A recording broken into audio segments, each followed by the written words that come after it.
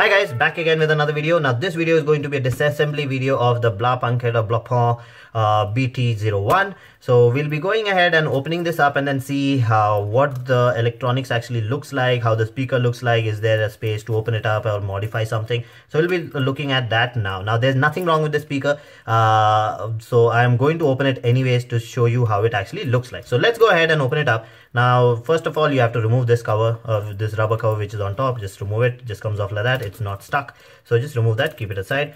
You'll need a tool kit. So basically I have a few, so let's use one of them. This uses a star screwdriver. Let's get the small one. Okay, now let's open this up. So there are 4 screws.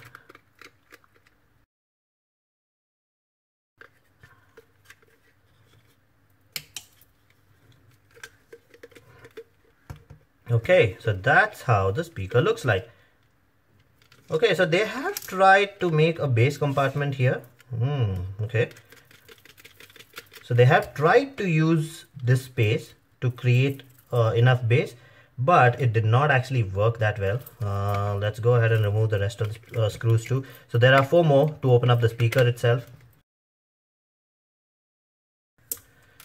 They were not kidding, it's a big speaker.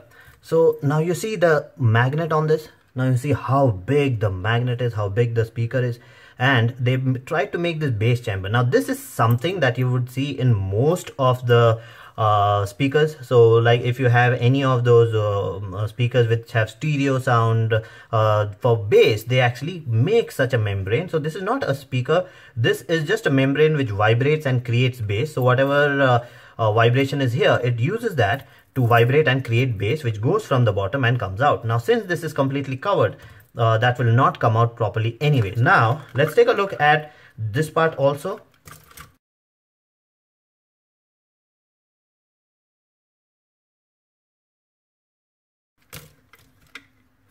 Oh, so that's the battery.